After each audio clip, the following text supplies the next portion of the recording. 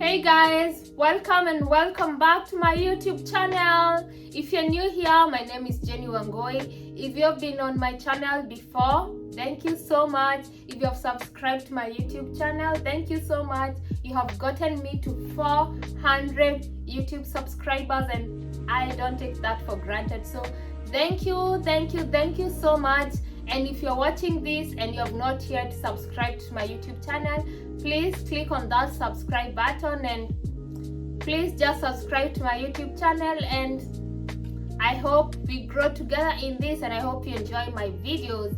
On today's video, as you can see from the title of the video, I'm going to be talking about the essential things that you need to pack when traveling to the US. The essential things you need to pack when traveling to the US. So this is just from my own experience. So I'll be talking from my own experience and what I think that you need to pack when you're traveling to the US. I have a few notes with me on my phone that I'll be referring to. So let's just get down to the video.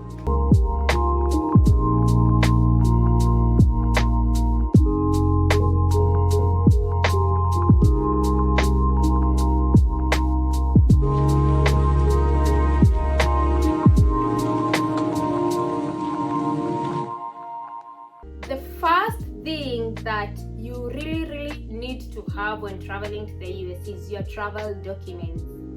You need to have your travel documents, and by your travel documents I mean your passport. Of course, when you're traveling to the US, you've already gotten your visa, so of course you have your visa with you. When you're traveling to the US, your visa is in your passport. I believe so, because that is what happened to me. My visa is on my passport, so you really have to have evidence that you have your visa with you.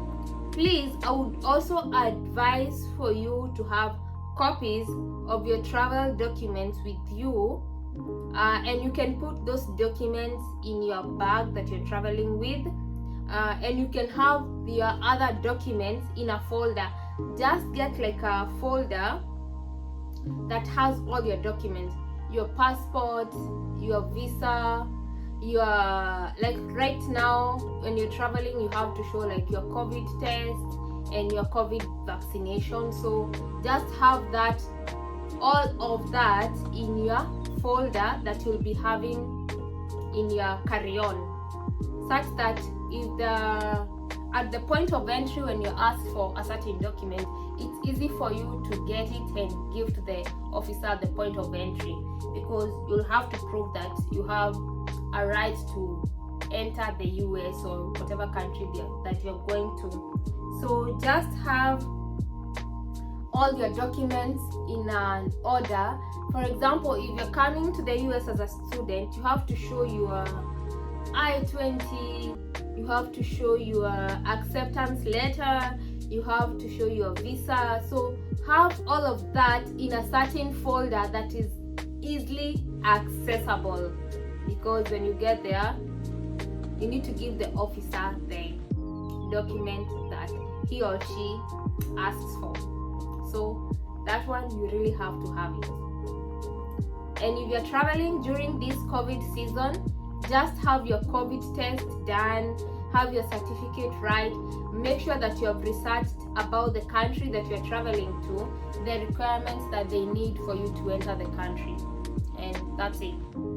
The second thing is like, here I have the COVID certificates as my second point, but we have already talked about that. So if you're traveling and they need like a 48 negative test about the COVID, just make sure that you have it in your folder and it's easily accessible. The second thing that I'm going to talk about is the clothes. The clothes that you're going to travel with when you're traveling abroad. People are going to tell you not to pack a lot of clothes when you're traveling to the US, because you can buy as many clothes, fashionable clothes in the US or whatever country that you're traveling to, as compared to Kenya. And I'm talking from my own experience since I come from Kenya. So depending if you're traveling during winter season, you might want to pack more clothes that are essential during the winter season at that particular time. If you need to like pack jackets, just make sure you pack jackets that are important for the winter season. Boots, you can get very cute winter boots in the US, so you don't have to struggle buying that in your country, wherever you're coming from. If you're coming during the summer season, you might want to pack clothes that are suitable for the specific season that you're traveling at that particular time. Yeah, but just don't think that because you're coming to the US or because you're traveling to a certain country, it could be UK, Australia, Germany, whatever country that you're traveling to, that you don't need to carry your clothes with you. Please just pack your clothes, not a lot of clothes that you think you're going to need when you're in that particular country, or those clothes that you think are your favorite clothes. So you can as well pack those clothes, shoes. Like as in my case, when I was about to travel to the US, I had a lot of jackets. I think I had over 40 jackets, and I had to give away most of them because I could not travel with all of those jackets. So I think I packed like around 5 jackets that were meant for winter, since I was traveling during the winter season. I also packed a few shoes. How many shoes did I pack? Like I had 1 pair of heels. I had some Maasai sandals, 2 pairs of Maasai sandals. What else did I pack in terms of shoes? I don't think I packed anything else. That was it. I didn't even pack any boots because I knew I'd get some cute boots in the US. So I think that was all that I packed. 1 pair of heels, 2 pairs of Maasai sandals, and white pairs of batangoma, because how do you come from Kenya without batangoma? Imagine I packed batangoma. I still have not had a chance to wear them, but I packed batangoma. The other thing that I would really recommend you to pack for my Kenyan girls, for my African girls, for the ladies traveling abroad, I would highly recommend that you pack some sanitary pads or some panty liners, because you don't know what could happen in between you settle in. So just have your sanitary pads or your panty liners that you're going to need, just in case you need them during the period you're settling in or during the period that you're traveling. Just have your sanitary pads and your panty liners. Another thing, this is not even the essential things that you need to pack. This is something you really need to have when traveling to the US. Please, when you're traveling to the US, make sure that you have online banking. Just make sure that you have some online banking, that you can access your accounts from your local home country, from your home country. Like for me from Kenya, I can access my bank from Kenya when I'm in the US. Just make sure that you can access your bank online. Just have it set up in your phone, on your phone, just in case you need some money. And in the same case, even if you have the mobile banking, make sure that you have some cash with you. Make sure you have some solid cash with you that is in dollars. I think dollars is the best. Euros or dollars, depending with where you're traveling to. Just change your currency to the most convenient currency of the country you're traveling to. Like for example, for me, when I'm traveling to the US, I had to convert the money that I had into dollars, so that it's easy for me to buy things, pay for some services using the money that I had. I cannot dictate the amount of money that you need in liquid form when you're traveling. That just depends with you. As for me, I think when I was traveling, I had in cash I had around $1,500. That's around, in Kenyan shillings, that's around 200k in terms of, because I did not want to travel without some cash with me, because I knew you might get stranded somewhere, you need to pay for something and you don't have the money. So just make sure that when you're traveling that you have money that is in the right currency of the country that you are traveling to. So just, you can change the currency at the airport, or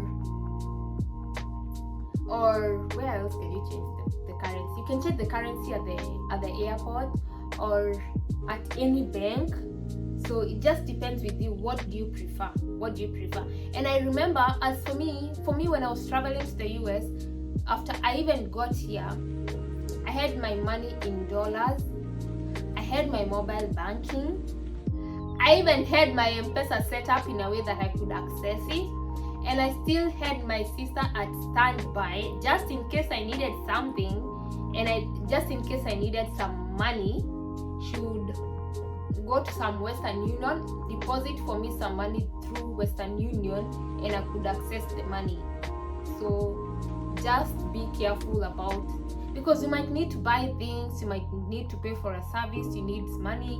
If you have money in shillings, then that is gonna be a lot of struggle. So just have your money in dollars, and just carry your money either in debit or in your debit card, or in your credit card, or in terms of cash. The other thing is medicine.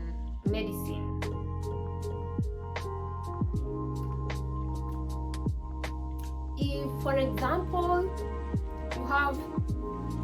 you suffer from a certain disease, or you take some certain medicines, please, I would highly recommend that you pack the medicines that you take with you, because when you get to where you're traveling to, the medicines that you use might not be easily accessible to you, or you might not know where to get them.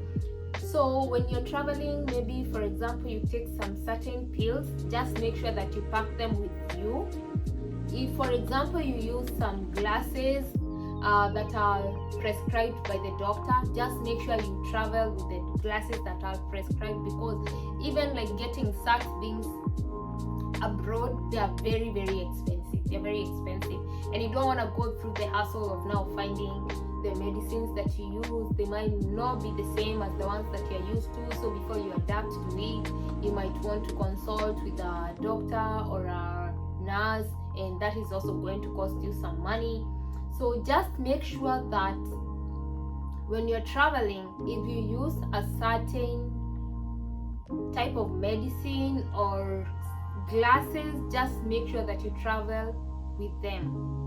If you're traveling abroad, if you've watched my previous video that I uploaded about my first time traveling to the US, then you've already seen me getting my hair done.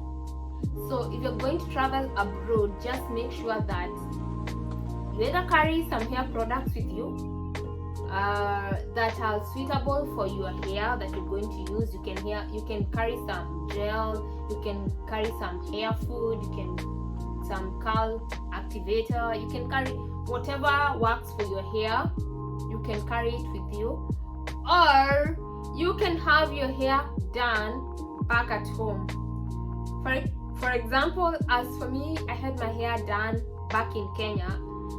That the cost of it was around, in terms of dollars, that was around $30 for my braids. If you watched my previous video, then you've already seen the braid that I got done at Beauty Space at Jewel Complex. I had them done at around $30. If I have the same braids done here in the US, I am going to pay around $250. $250. So sis, if you're going to travel abroad, just make sure that you have your hair done prior to traveling. Just have your hair done back at home, because it's going to cost you an arm and a leg to have your hair done. And still, I feel, I've never had my hair done here, but I feel like the few comments that I've heard from people, they still don't get it right. So you might as well be safe and just get your hair done from back at home, or get your hair products and everything that you're gonna need for your hair, and that's it. You can as well carry some wigs with you. If you don't want to carry some wigs with you, wigs around here are relatively cheap. Like you can see today, I'm wearing this cute wig, wavy. My friend gifted it to me, so thank you. The other thing that you need to pack, or you need when you're traveling to the US, is a phone. It depends on the type of phone that you're using. If you're using an iPhone or a Samsung phone, then I would highly recommend you do not buy another phone before traveling. You can travel with the phone that you have to the US, and you can come and maybe upgrade to the phone that you'd like. But if you're not using either of those phones, you can still travel with the phone that you have, and then when you come here, you can upgrade to the phone that you want, because you can buy a phone before traveling abroad, and when you get to where you're traveling to, it might not work. So when I say an iPhone or a Samsung, those are at least the phones that I know are automatically going to work in the US, or let me just speak about the US, that are going to work in the US. Other types of phone might not work when you get to the US, so it will be a loss of money if you buy a new phone that is not maybe a Samsung or an iPhone. And even if you're not using an iPhone or a Samsung, maybe you're using like what other model do you have on the phone? A Huawei, which other model? I don't remember any other model. Maybe you're using any other type of phone that is not a Samsung or an iPhone. You might feel the urge to upgrade it when you are maybe in Kenya or whatever country that you're traveling from. But I would highly recommend that you don't upgrade your phone, because once you get here, phones are relatively cheap for you to get. So it's advisable if you travel with the phone that you have, and once you get here, you can upgrade to whatever phone that you want. The other thing that we have is you might want to pack with you some family photos, some family portraits, either in soft copy or in hard copy. So it depends which one you prefer. As for me, I traveled with my family photos in soft copies, because my luggage was too heavy. Like I could not afford to like put anything else on the back. But anyway, if you're going to travel, because you need to create memories of your family and remember your sisters, your mom, your dad, your family, whichever you want to remember about. Like for example, for me, I traveled using my soft copies of my family, which I'm planning on framing them. So whatever works for you, just do it. If you want to travel in hard copy, well and good. If you want to travel with the photos in soft copy, well and good. Yeah. And the recommended luggage that you should travel with is 46 kgs. For me, I traveled with Emirates. I've had my friends that travel with Lufthansa, others that travel with Qatar, and I think the average luggage that you should have is 46 kgs. If you're traveling with 2 bags, then that is around 23 kgs. I remember for me, I had to have my luggage weighed right before I traveled, because I was making chances of me traveling. Then I get there and then they have to tell me to throw away a few things. So I had my luggage weighed before I travel. So you can travel with two suitcases that weigh 23 kgs, that adds up to 46 kgs, and you are also allowed to travel with a carry-on. On top of the carry-on, you can carry a bag that is like a handbag or a laptop bag, which is what I did. I had my carry-on and I had a laptop bag. So that's it, guys. I hope you learn what you need to travel with when traveling abroad from this specific video. If you have any questions, please comment down below on the questions that you have, and I'll be free to answer them to you. If not, you can hit my DM on Instagram, on my Facebook, and I'll link down below my Instagram and my Facebook and Instagram socials, so that you guys can follow me. And thank you so much for tuning in, and until the next one, thank you guys. See you on the next one. Thank you. Bye bye. Please don't forget to click that subscribe button.